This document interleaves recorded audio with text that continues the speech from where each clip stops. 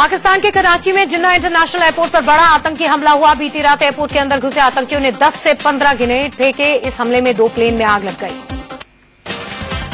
बंदूकधारी आतंकी पुराने टर्मिनल से एयरपोर्ट में घुसे आतंकी पाकिस्तानी सुरक्षा बल के फर्जी आई कार्ड लेकर एयरपोर्ट में दाखिल हुए थे। इस आतंकी हमले में एयरपोर्ट पर खड़े प्लेन में भी आग लग गई। पाकिस्तान में कराची इंटरनेशनल एयरपोर्ट पर जिस तरह से यह आतंकी हमला अंजाम दिया गया, उसने वहां की सुरक्षा इंतजाम की पोल खोल दी। बताया जा रहा है कि भारी असलहे के साथ कई आतंकी पुराने हवाई अड्डे को फोकर गेट से दाखिल हुए और हैंड ग्रेनेड दागने शुरू कर दिए। एक विमान को हाईजैक करने की भी खबरें आई। रात करीब 11:30 बजे आतंकियों ने अचानक हमला किया, जिसके बाद पाकिस्तानी एयरपोर्ट सिक्योरिटी फोर्स और पाकिस्तानी रेंजर्स ने मोर्चा संभाला। इस हमले में कुल 23 ग्रेनेड दागने शुरू कर दिए। एक विमान को हाईजैक करने की भी खबरें आई। रात करीब 11:30 बजे आतंकियों ने अचानक हमला किया, जिसके बाद पाकिस्तानी एयरपोर्ट सिक्योरिटी फोर्स और पाकिस्तानी रेंजर्स ने मोर्चा संभाला। इस हमले में कुल 23 लोगों के मारे जाने की खबर है, जिसमें 13 सुरक्षाकर्मी और 10 आतंकी शामिल हैं।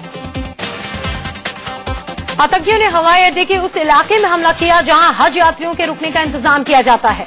सरकार की ओर से किसी भी संदिग्ध को देखते हुए गोली मारने का आदेश दिया गया है।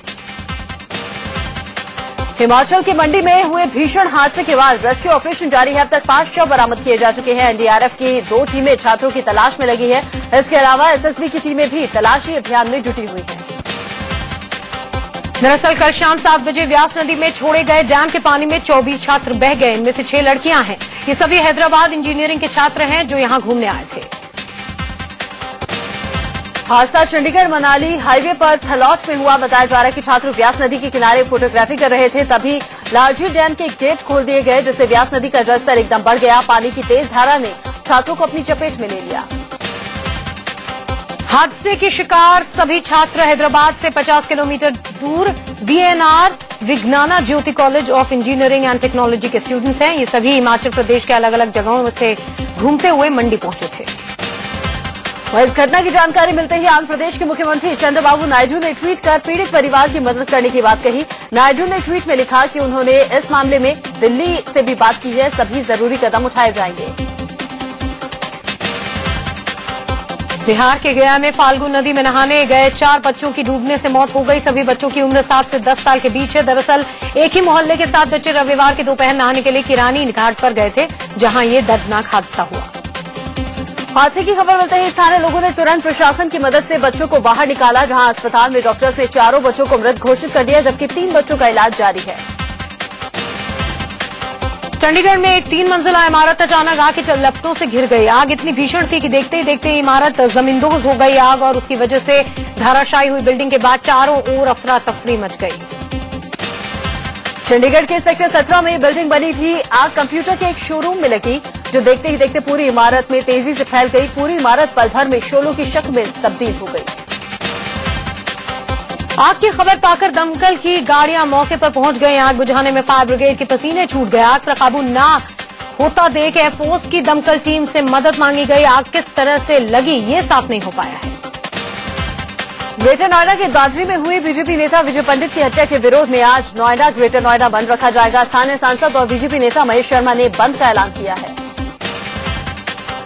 बीजेपी ने विजय पंडित हत्याकांड को लेकर यूपी सरकार के खिलाफ मोर्चा खोल दिया है। नोएडा में बीजेपी कार्यकर्ताओं ने सड़क पर उतरकर प्रदर्शन किया। बीजेपी ने आरोप लगाया कि अखिलेश सरकार गुंडे माफियाओं को संरक्षण दे रही है। सरकार को बर्खास्त कर राष्ट्रपति शासन लगाने की मांग की गई। उधर समाजवादी पार्टी के नेता नरेंद्र भाटी ने खुद पर लगे विजय पंडित की हत्या के आरोप को सिरे से खारिज कर दिया। भाटी ने कहा, मेरा इस मामले से दूर दूर तक कोई वास्ता नहीं था। विजय पंडित की हत्या में से मेरा दूर दूर तक कोई रिश्ता वास्ता नहीं। कभी मेरी उनसे न फोन पे बात हुई, न कभी आमने सामने बैठ के बात हुई, न कभी मीटिंग में साझा रहे, न कभी कोई कारोबार साझा रहा।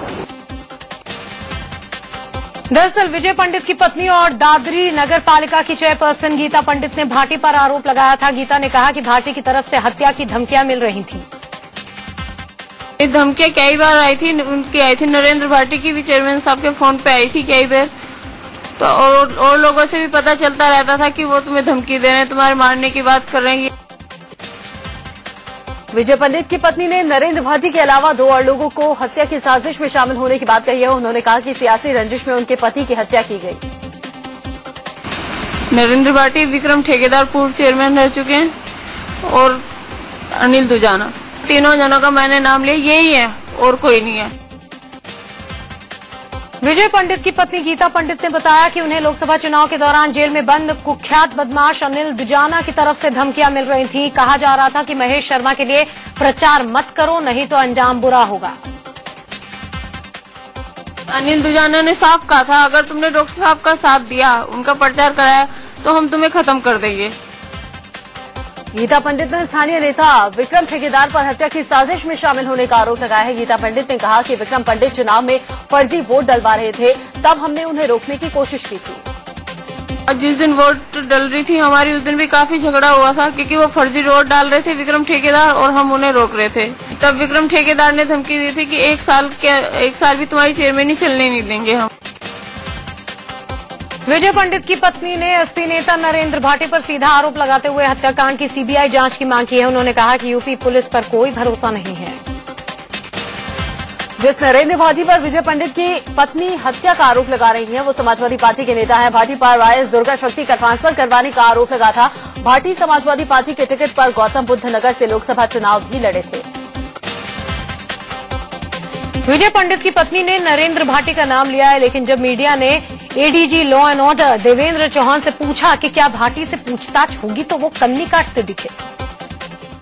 पर आरोप है, चाहे वो नरेंद्र भाटी हो, चाहे वो अनिल दुजाना हो, इन लोगों से आप टच में हैं, इनसे पूछताछ कब तक की जाएगी, क्योंकि इन पर परिवार का सीधा आरोप है। ये अभी तो हम इन्वेस्टिगेशन कर रहे हैं, जो शूटर्स हैं उनको पकड़ना ये हमारी पहली प्राथमिकता है। इसके बाद हम कंस्पिरेटर्स के पास जाएंगे।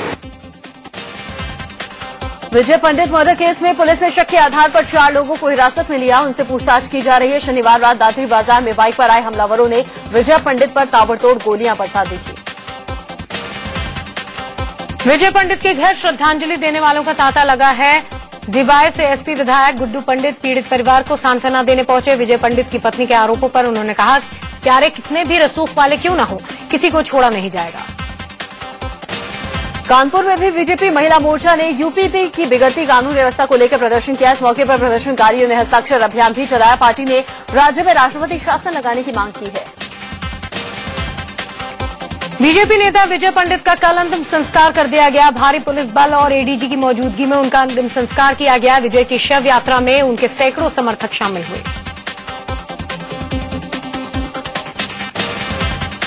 प्रधानमंत्री नरेंद्र मोदी ने अपने आधिकारिक आवाज 7RCR में एक किताब की लॉन्चिंग पर कहा कि देश में पॉलिसी की कमी है, और पॉलिसी है तो उसमें बुद्धिमत्ता की कमी है, उसे ठीक करने की जरूरत है। एक थिंक टैंक कंसेप्ट एक सीमित रह गया है, वो आगे बढ़ नहीं पाया है, जो दुनिया के देशों में बहुत ही ताकतवर व्यवस्था है। और उसके कारण सरकार की पॉलिसियां जो बनती हैं उसमें इंटेलेक्चुअल इनपुट बहुत कम होता है। प्रधानमंत्री नरेंद्र मोदी ने कहा, विकास के मुद्दे पर जोर दिया। नरेंद्र मोदी ने कहा कि हमें हाईवे से आईवे की तरफ बढ़ना होगा और ऐसा जल्द होगा। हम हाईवे से हाईवेज पर कैसे बढ़े हैं? जहां हाईवेज गुजरते थे वहां शहर बसता था। नियर फ्यूचर में जहां से ऑप्टिकल फाइबर गुजरता होगा वहां शहर बसने वाला है। प्रधानमंत्री नरेंद्र मोदी ने अपने आधिकारिक आवाज 7RCR में सरकार का एजेंडा बताया। मोदी ने कहा कि अब दूसरी हरित क्रांति की जरूरत है। सेकंड ग्रीन रिवॉल्यूशन में भी हमारी फोकस प्रोडक्टिविटी पर कैसे बढ़े, क्योंकि जमीन अब बढ़ने वाली नहीं, जमीन कम होती जा रही है। प्रोडक्टिविटी कैसे बढ़े। 7RCR में बोलते हुए प्रधानमंत्री नरेंद्र मोदी ने चीन को टक्कर देने का फॉर्मूला बताया। मोदी ने कहा कि चीन से बराबरी के लिए हमें स्केल, स्किल और स्पीड पर जोर देना होगा। तो स्केल, स्किल एंड स्पीड, ये 3 ताकत में हम अगर बल दें, तो अगर चाइना के साथ हमको अगर स्पर्धा करने का हमारे सामने चुनौती है, हम उसको पूरा कर सकते हैं। आज संसद के विशेष सत्र के संयुक्त अधिवेशन को राष्ट्रपति प्रणब मुखर्जी संबोधित करेंगे। राष्ट्रपति मोदी सरकार की आगे की योजनाओं को संसद में रखेंगे। माना जा रहा है कि अभिभाषण में महंगाई, FDI जैसे मुद्दों पर फोकस रहेगा।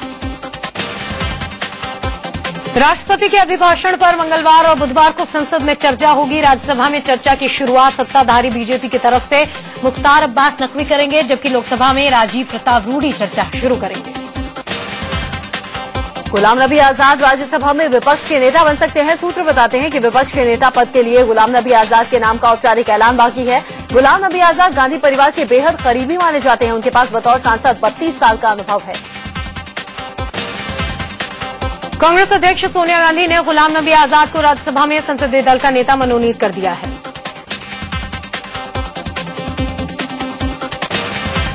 केंद्रीय मंत्री रामविलास पासवान ने बिहार के हाजीपुर में बेतुका बयान दे डाला। पासवान ने सीधे सीधे कह दिया कि जिसने उन्हें वोट नहीं दिया उसका काम वो नहीं करेंगे।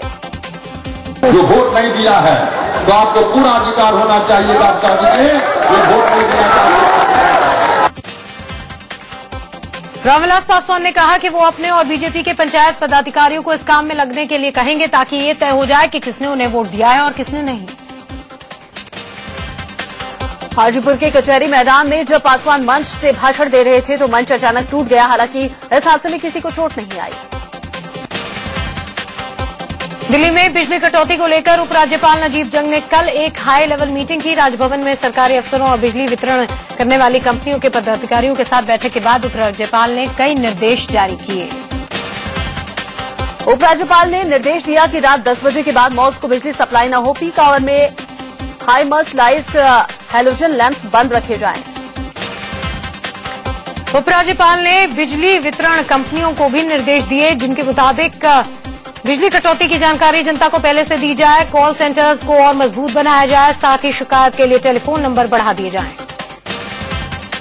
यूपी में बिजली कटौती को समाजवादी पार्टी की हार की खींच से जोड़कर देखा जा रहा है। कैबिनेट मंत्री शिवपाल यादव ने एक बयान में कहा है कि शिवपाल ने कहा जनता जैसा बोएगी वैसा ही काटेगी। ललितपुर में बिजली कटौती से भड़के लोगों ने जमकर हंगामा किया। गुस्सा आए लोगों ने तोड़फोड़ के साथ आगजनी की। इस दौरान पुलिस के साथ उनकी झड़प भी हो गई। ललितपुर में कई घंटों होने वाली बिजली कटौती को लेकर महिलाओं में खासा गुस्सा देखने को मिला। हाथों में लाठी डंडे लिए महिलाओं ने स्थानीय प्रशासन और सरकार के खिलाफ जमकर नारेबाजी की। गोरखपुर में कांग्रेस कार्यकर्ताओं ने बिजली कटौती और बिल में बढ़ोतरी के विरोध में अनोखा प्रदर्शन किया। झारखंड के बोकारो में बिजली कटौती से परेशान लोगों ने सड़क पर जाम कर हंगामा किया। भीड़ ने पुलिस पर पथराव किया तो पुलिस का भी सब्र जवाब दे गया, जिसके बाद उसने हंगामा कर रहे लोगों को दौड़ा दौड़ा कर पीटा। भीषण बिजली कटौती के बीच में दिल्ली में इस बार गर्मी ने सारे रिकॉर्ड तोड़ दिए। रविवार को दिल्ली में 62 साल का सबसे गर्म दिन रहा। पंजाब के लुधियाना में भी गर्मी से लोगों का हाल बेहाल है। पारा 47 डिग्री के पार हो चुका है, जिससे लोगों का दिन में भी बाहर निकलना मुहाल हो गया है। आम आदमी पार्टी अब मिशन विस्तार का काम करेगी। 3 दिन तक चली राष्ट्रीय कार्यकारिणी की बैठक के बाद पार्टी संगठन का पुनर्गठन करने का फैसला हुआ। केजरीवाल ने कहा कि जिला और राज्य स्तर पर आम आदमी पार्टी की समितियों का पुनर्गठन किया जाएगा और फिर राष्ट्रीय परिषद और राष्ट्रीय कार्यकारिणी का भी पुनर्गठन होगा। केजरीवाल ने प्रधानमंत्री नरेंद्र मोदी को अब जाकर बधाई दी है। उन्होंने कहा कि मोदी जनता की उम्मीदों को पूरा करें। मीटिंग में पंजाब के पटियाला से आम आदमी पार्टी के सांसद धनवीर गांधी को संसदीय दल का नेता चुन लिया गया। चीन के विदेश मंत्री वांग यी आज पीएम नरेंद्र मोदी और राष्ट्रपति प्रणब मुखर्जी से मुलाकात करेंगे। इससे पहले कल भारत और चीन के बीच सीमा विवाद हल होने तक शांति बनाए रखने को लेकर सहमति बनी।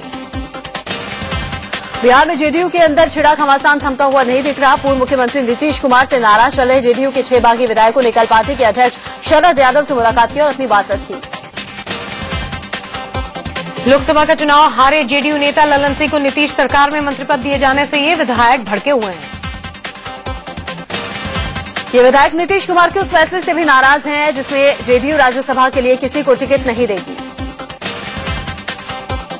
टीडीपी के अध्यक्ष एन चंद्रबाबू नायडू ने नए आंध्र प्रदेश के मुख्यमंत्री के तौर पर कल 7:27 पर शपथ ली।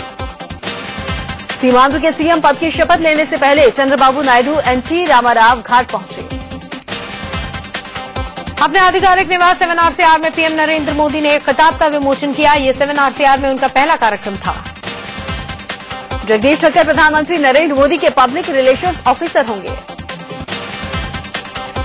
ठक्कर आईएएस अफसर रह चुके हैं और जब नरेंद्र मोदी गुजरात में सीएम थे तब उनके पीआरओ भी थे। मोदी के साथ ठक्कर करीब 12 साल से जुड़े हुए हैं। चुनाव जीतने के बाद पहली बार सोनिया गांधी 13 जून को रायबरेली के दौरे पर पहुंचेंगी। केंद्रीय जल संसाधन मंत्री उमा भारती ने हरिद्वार में पतंजलि योगपीठ पहुंचकर योग गुरु बाबा रामदेव से मुलाकात। कोलकाता में आम आदमी पार्टी के कार्यकर्ताओं ने बीजेपी ऑफिस के बाहर प्रदर्शन किया। उत्तराखंड विधानसभा का सत्र आज से गैरसैंण में शुरू होने जा रहा है। ये सत्र टेंट में चलेगा। दिल्ली में बारखंबा रोड पर कुछ अज्ञात बदमाशों ने टीएमसी सांसद रेणुका की चेन खींच ली और फरार हो गए। CBI director Ranjit Sinha Interpol के नए महासचिव हो सकते हैं। अगर ऐसा हुआ तो रंजीत सिन्हा इंटरपोल के महासचिव बनने वाले पहले भारतीय होंगे। रविवार को मुंबई करों को बड़ा तोहफा मिला। मुंबई में मेट्रो सेवा शुरू कर दी गई। मुख्यमंत्री पृथ्वीराज चव्हाण ने नारियल फोड़कर और हरी झंडी दिखाकर मेट्रो सेवा की शुरुआत की।